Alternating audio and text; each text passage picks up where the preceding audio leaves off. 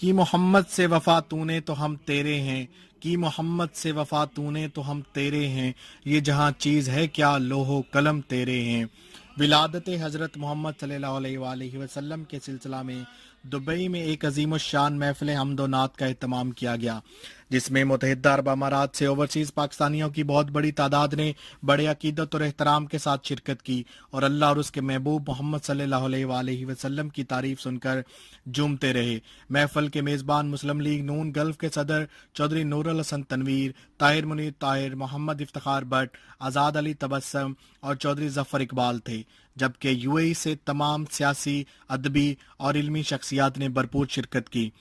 Doctor محمد اکرم نظامت کے فرائض سنبھالتے ہوئے نعت خواں حضرات کو مدعو کرتے رہے۔ متحدہ عرب امارات سے مقامی نعت خواں حضرات قاری محمد اکرم، محمد عمران نواز، فیض رسول، حافظ محمد علی اور سید صفدر حسین شاہ نے حضرت محمد صلی اللہ علیہ وآلہ وسلم کی تعریف میں اپنا کلام پیش کیا، جبکہ پاکستان سے آئے ہوئے مہمان اور نامور نعت خواں حضرات قاری اویس نورانی، قاری زوار بہادر، قاری افضال انجم، رفیق نورانی اور معروف شاعر، ادیب اور دانشور جناب عطاء الحق قاسمی نے اپنے کلام سے محفل میں موجود لوگوں کے ایمان کو تازہ کیا۔ معروف مذہبی اسکالر قاری اویس نورانی نے میڈیا سے بات کرتے ہوئے کہا کہ حضرت محمد صلی اللہ علیہ وآلہ وسلم کی پوری زندگی ہمارے لیے سوائے حسنہ ہے۔ قرآن و سنت پر عمل ہی ہمارے ملکی، قومی، علاقائی اور گھریلو مسائل کا واحد حل ہے۔ میرے خیال سے حضور صلی اللہ علیہ وسلم کی ذات اقدس سیرت النبی